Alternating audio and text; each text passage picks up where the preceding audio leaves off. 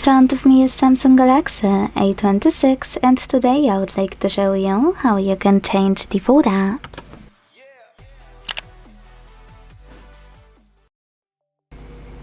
First of all, you need to launch settings and scroll to hit apps.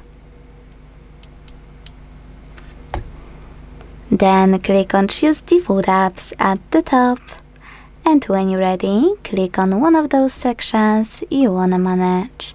For example, I wish to change my browser, so I have to click here on Browser app, pick Chrome by tapping on it, and select the back button.